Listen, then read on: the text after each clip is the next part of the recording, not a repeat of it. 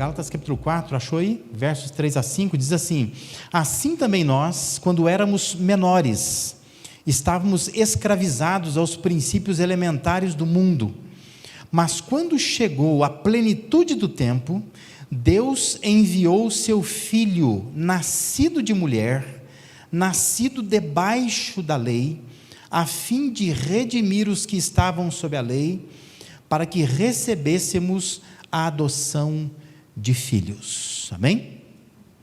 Esse tempo de Natal toca o nosso sentimento, não é verdade? Então nós ficamos mais fraternos, mais,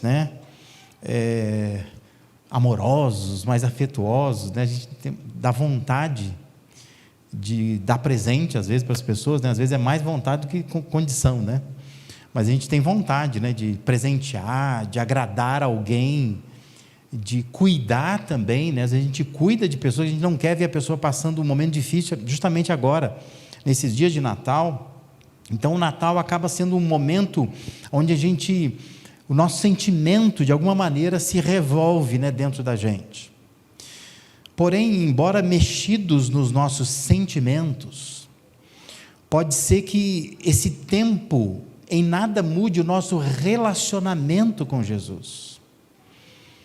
O Jesus de quem nós estamos celebrando o nascimento. Porque o fato histórico do nascimento de Jesus, narrado nos evangelhos, é reconhecido mundialmente. Várias pessoas, vários países, várias culturas reconhecem esse fato histórico. Jesus nasceu em Belém. E comemoram isso de alguma maneira, param nesse período para de alguma forma comemorar. Todavia, a compreensão teológica, a crença transformadora acerca deste fato histórico, acaba se tornando uma experiência de muitos poucos, Não são muitos que têm uma experiência concreta com aquilo que aconteceu, que é historicamente reconhecido. Então entenda, muitas vezes nós estamos parando para comemorar, mas não estamos parando para refletir, porque para nós é mais fácil comemorar do que refletir.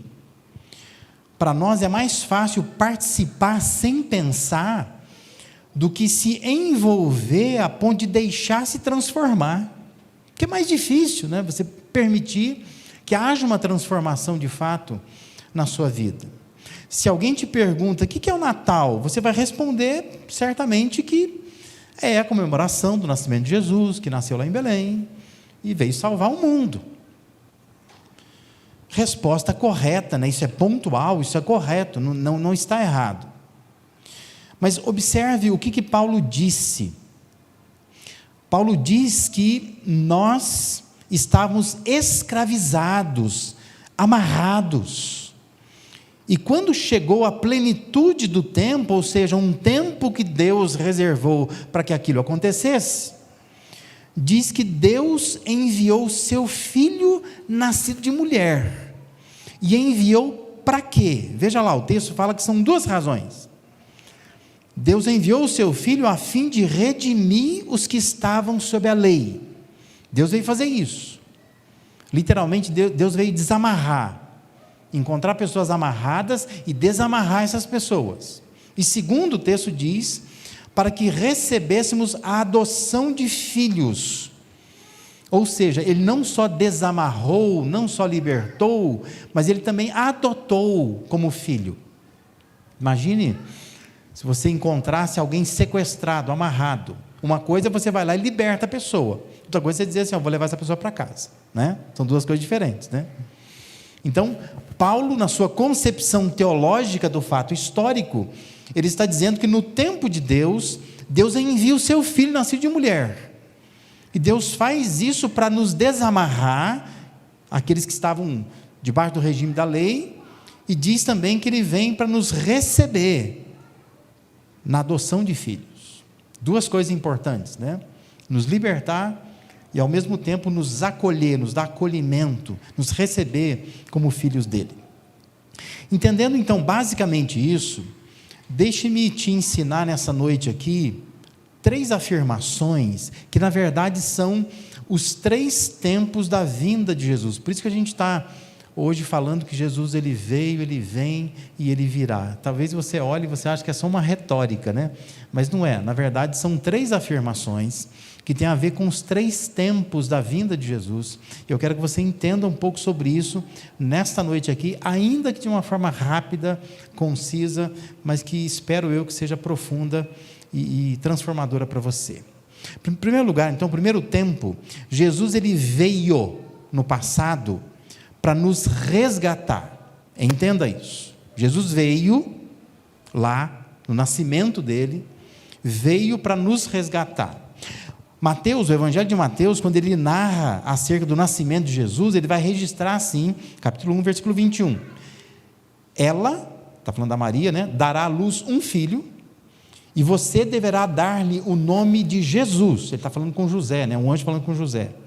Porque ele salvará o seu povo dos seus pecados. Jesus veio para isso. É o anjo dizendo para o José, porque o José queria largar a Maria, não é? Porque ele descobre que a Maria está grávida. Ele não se convence muito dessa história de que ela está grávida pelo Espírito Santo. Quem de nós convenceria, né? A gente também ia achar estranho, né? A mulher chega e fala, não, eu estou grávida pelo Espírito Santo. Eu falo, não, tem alguma coisa errada. E ele então ele quer deixá-la secretamente, diz o texto. Então o anjo vem e fala com ele. E ao falar com ele, o anjo diz, você não só não vai deixá-la, você vai acolhê-la, vai tomá-la realmente como a sua mulher, como a sua esposa, você vai cuidar dela, e o filho que vai nascer, você vai dar um nome para esse filho, o nome é Jesus.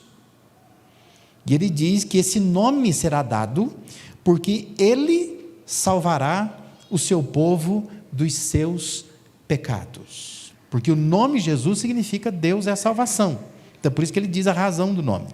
Ele vai salvar o seu povo dos seus pecados. Então entenda, Jesus veio lá atrás para nos resgatar do quê? Do pecado, do nosso próprio pecado. A vinda primeira de Jesus lá é por esta razão, é por esse motivo. Ele veio nos salvar dos nossos pecados. O próprio Paulo ele vai esclarecer isso lá na segunda carta de Paulo aos Coríntios, né, capítulo 5, versículo 21, quando ele vai mostrar como é que isso foi feito. Olha lá, 2 Coríntios 5, 21, diz assim, Deus tornou pecado por nós aquele que não tinha pecado, para que nele nos tornássemos justiça de Deus. Entendeu como é que Deus nos resgatou do pecado? Porque lá no Antigo Testamento era ensinado assim, né? Deus montou todo um esquema que funcionava assim. Se você peca, você precisa morrer. Já que você não morre, então alguém tem que morrer no seu lugar. Quem que morria no lugar? O cordeiro de 1 ano, sem defeito, branquinho, era oferecido no lugar. Agora diz que veio Jesus. E aí Paulo está dizendo que Deus tornou pecado por nós aquele que não tinha pecado, um cordeiro inocente, que era Jesus, para que nele nos tornássemos justiça de Deus. Então entenda isso. Jesus veio lá no passado para nos resgatar do pecado. Se isso já aconteceu, Deus está olhando para você não mais como um pecador comum, mas Deus está olhando para você e dizendo, aqui está a justiça de Deus, porque a justiça de Deus foi feita.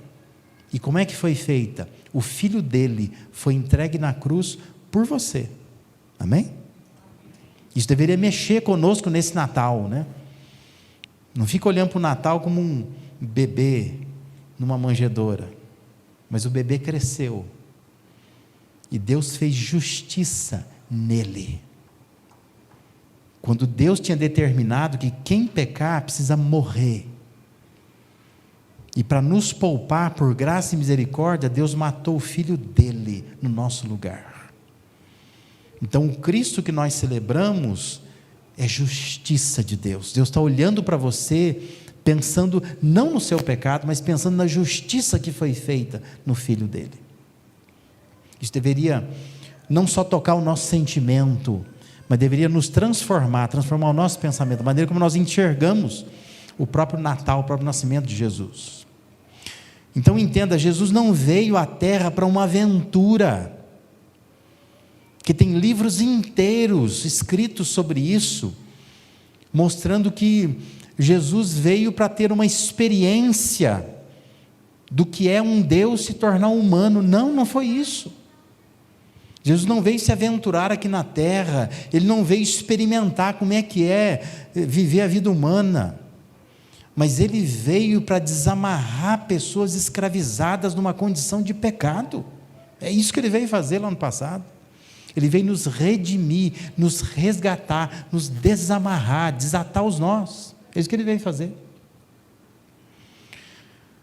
Lá em João capítulo 8, versículo 34, 36, Jesus responde assim: digo-lhes a verdade, todo aquele que vive pecando é escravo do pecado. O escravo não tem lugar permanente na família, mas o filho pertence a ela para sempre. Portanto, se o filho os libertar, vocês de fato serão livres. Olha que bênção. Entenda essa imagem. O escravo não tem lugar permanente na família. Ele é escravo aqui, ele pode ser escravo na outra família. Se ele for vendido, acabou, ele vai para outro lugar. Mas o texto está dizendo, Jesus estava dizendo, o filho pertence a essa família para sempre.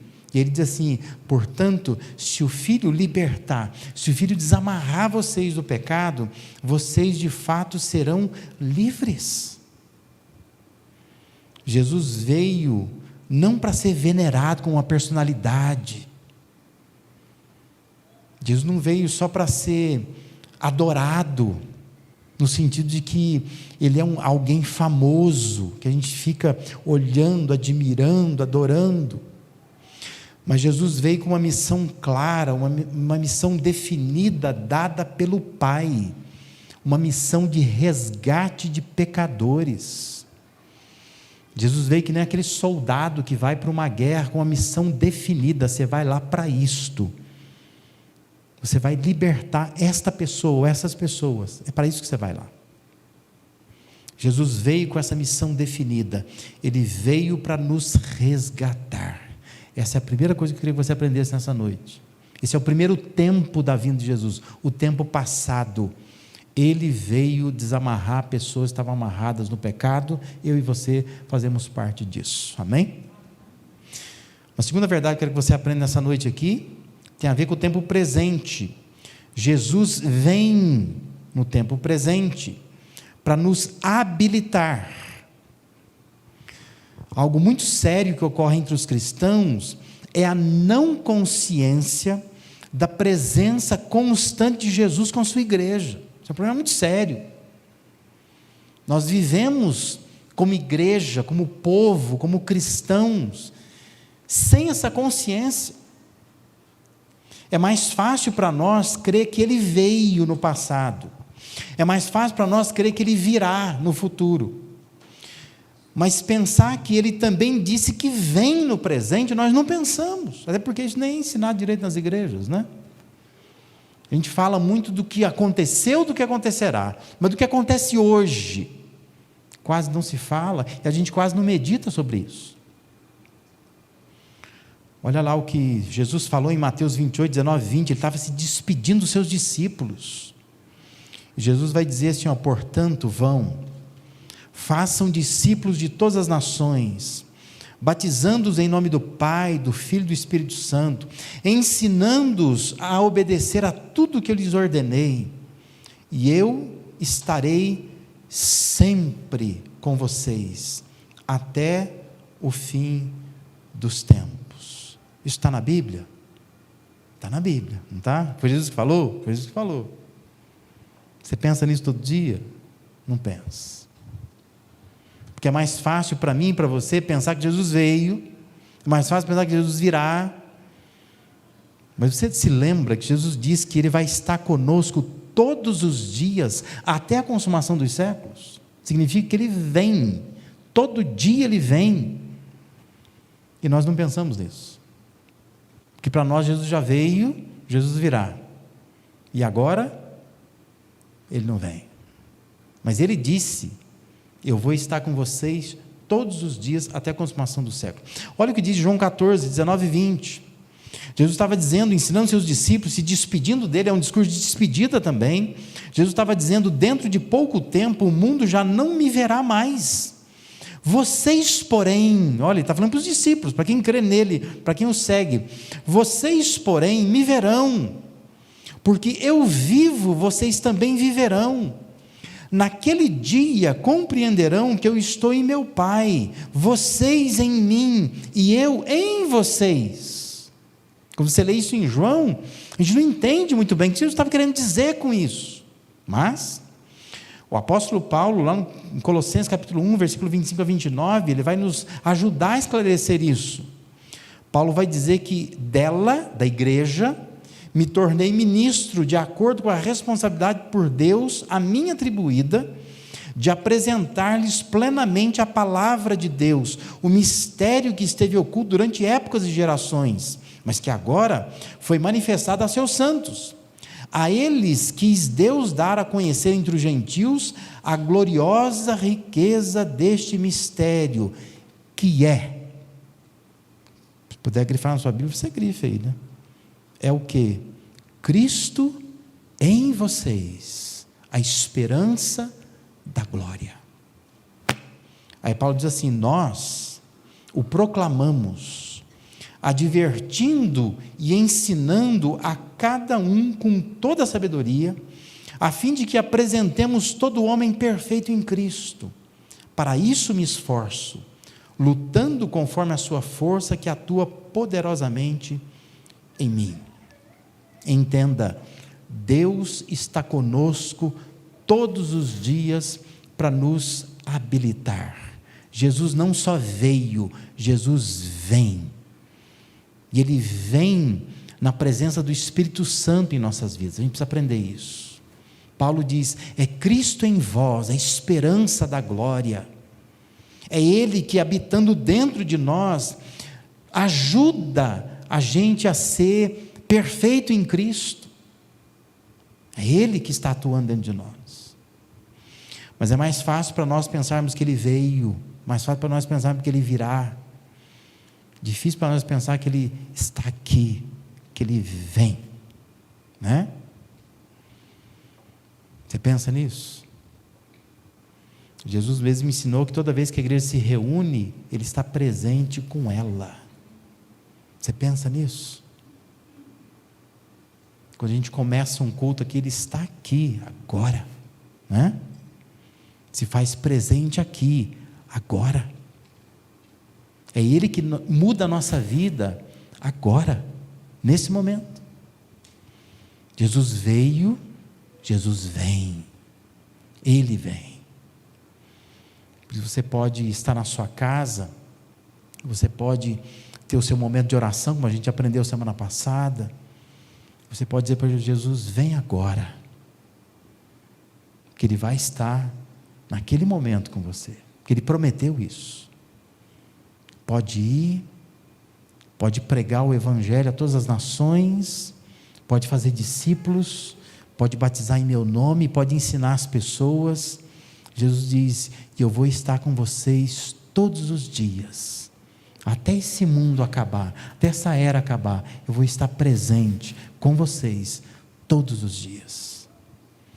Jesus veio, mas Ele vem, entenda isso, Ele vem. Esse é o tempo presente da vinda de Jesus, não se esqueça disso. Não celebre o Natal pensando só numa coisa passada. Esse é um fato histórico que aconteceu lá no passado, mas o sentido teológico, a crença transformadora, é aquela que diz, Jesus está aqui agora, Ele está presente conosco agora, e Ele faz diferença na nossa vida agora, não só lá atrás, mas agora, Ele está com a gente, amém? Em terceiro e último lugar, nós precisamos pensar no tempo futuro da vinda de Jesus, né? Jesus virá nos buscar, é isso que vai acontecer no futuro. Lá em Atos capítulo 1, versos 10 a 11, diz que os discípulos ficam ali, né, olhando para o céu, porque Jesus está sendo como diz a Bíblia, assunto ao céu, né? No sentido que ele está sendo ascendido aos céus, ele está subindo para os céus. E diz então que eles ficaram com os olhos fixos no céu enquanto ele subia. De repente, surgiram diante deles 2 homens vestidos de branco e lhes disseram: Galileus, por que vocês estão olhando para o céu? Aí diz assim: este mesmo Jesus, que dentre vocês foi elevado ao céu, voltará da mesma forma como viram subir. Essa promessa também, né? O Jesus que veio, que vem, ele virá. Ele disse: olha, os anjos disseram, vocês estão vindo ele subir, vocês vão ver ele descer também. Ele vai voltar. Porque ele está hoje na presença do Espírito Santo conosco, mas ele virá. Nós vamos ver, a Bíblia diz: todo olho verá. Nós vamos vê-lo, para estarmos para sempre com ele. Hebreus capítulo 9, versículo 27 e 28, diz assim: da mesma forma, como o homem está destinado a morrer uma só vez, e depois disso enfrentar o juízo, assim também Cristo foi oferecido em sacrifício uma única vez, para tirar os pecados de muitos, e aparecerá a segunda vez, não para tirar o pecado, mas para trazer salvação aos que o aguardam. Olha que interessante, o autor aos Hebreus dizendo: Jesus virá uma segunda vez, mas agora ele não vem para tirar o pecado, agora ele vem para trazer salvação aos que o aguardam, ou seja, agora ele vem para nos buscar, ele vem buscar. E olha que interessante, João 14, versos de 1 a 3, Jesus ensinando seus discípulos, ele diz assim: não se perturbe o coração de vocês, creiam em Deus, creiam também em mim. Na casa de meu Pai há muitos aposentos, se não fosse assim eu lhes teria dito, vou preparar-lhes lugar. Se eu for, ele diz, e lhes preparar lugar, voltarei e os levarei para mim, para que vocês estejam onde eu estiver. Você lembra do que Paulo disse antes, né? Lá em Gálatas, nós lemos no início.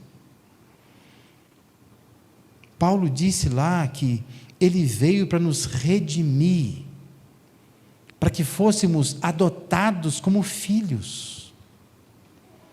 Só que, embora adotados como filhos, nós continuamos aqui. Só que agora, o que nós precisamos entender é que ele virá nos buscar. Ele virá nos buscar, porque se nós fomos adotados, nós precisamos morar na casa de quem nos adotou. Entende? Então nós estamos aguardando isto. Nós vamos morar na casa de quem nos adotou. É como se todos nós fôssemos crianças num lar, né? Naquele lar de recolhimento de crianças, que não tem pai e mãe. E alguém foi lá e disse: não, você já foi adotado. Então você fica aguardando, você está esperando. Quando é que essa família vai me buscar para eu ir para casa? E Jesus está dizendo para os seus discípulos: olha, eu vou preparar lugar para vocês.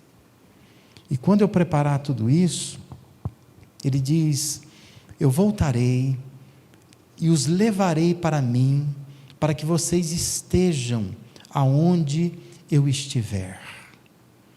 Você já foi adotado, mas ele vem buscar para você morar na casa do Pai que te adotou. Amém? Isso é maravilhoso, né? Maravilhoso. É isso que eu quero que você entenda essa noite. Existe um plano perfeito, perfeito. Não deixe de contemplar esse plano como um todo. Não fica nessa época de Natal só olhando para um presépio, para o menino na manjedoura, para uma vaquinha, um cavalinho cheirando o menino, para os magos trazendo presentes, para pastores celebrando lá nos campos, não é? Porque tudo isso é um fato histórico que aconteceu. Mas não para nisso, olha para o plano perfeito. Ele veio, sim, ele veio, mas ele vem para estar com você todo dia, e ele virá para nos buscar, porque quem nos adotou está nos esperando na casa dele, e é para lá que nós precisamos ir, amém? Essa é a nossa esperança como cristãos, estamos aguardando isso, esse plano perfeito se consumar. Eu quero terminar lendo com você Tito capítulo 2, versos de 11 a 13, que diz assim: porque a graça de Deus se manifestou salvadora a todos os homens. Esta graça, nos ensina a renunciar à impiedade e às paixões mundanas, e a viver de maneira sensata, justa e piedosa nesta era presente, enquanto aguardamos a bendita esperança, a gloriosa manifestação de nosso grande Deus e Salvador, Jesus Cristo. É isso que nós estamos aguardando. Mas nós precisamos entender que a graça de Deus, esta graça manifestada em Jesus, é que nos ajuda a viver nesse tempo presente, de forma sensata, justa e piedosa, enquanto estamos aguardando a adoção definitiva. Já fomos adotados, já sabemos para onde vamos, mas o Pai não veio buscar ainda, nós estamos aguardando. E essa graça de Deus, essa presença de Deus conosco hoje, por Jesus, habitando em nós pelo Espírito Santo, é esta presença que me ajuda e te ajuda a viver neste mundo, enquanto Deus não vem por Jesus, numa segunda volta, numa segunda vinda, nos buscar. Que esse tempo de Natal não apenas mexa com seus sentimentos, mas que esse tempo de Natal mude o seu relacionamento com Jesus. Por isso eu quero sugerir que você agradeça por Ele ter vindo em carne e habitado entre nós. Agradeça por isso. Faça dessa semana do Natal, um tempo de gratidão. Separe um tempo a cada dia para agradecer. Deus, obrigado, porque Jesus veio em carne, Ele habitou entre nós, como diz lá em João 1,14. Agradeça por isso. Quero sugerir também que você busque viver diariamente essa experiência de ter Cristo em você pelo Espírito Santo. Cristo em vós, a esperança da glória, disse Paulo. Experimenta isso todo dia. Paulo dizia isso: Cristo vive em mim. Você precisa acreditar nisso, Cristo vive dentro de você. Se você não sente que Ele vive dentro de você, alguma coisa está errada. Então talvez você tenha que tomar uma decisão, dizer: olha, eu quero ser adotado também. Eu quero ter essa experiência de Cristo viver em mim. É isso que me dá esperança. Esperança diária. Então busque viver diariamente, essa semana especialmente, busque diariamente, pensa nisso. Jesus não só veio, Ele vem, Ele está presente diariamente comigo, eu preciso de alguma forma usufruir dessa presença dEle.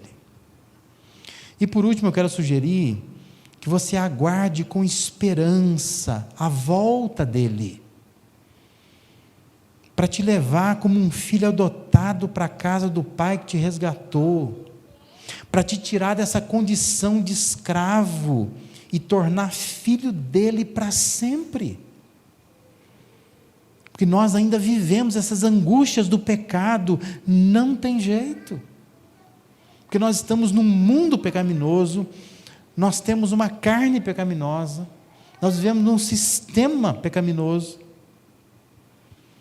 Mas enquanto vivemos aqui, nós precisamos aguardar com esperança, porque Ele virá nos buscar e vai levar para a casa perfeita, para o lugar perfeito, aonde nós não vamos mais ter essa convivência com a presença do pecado.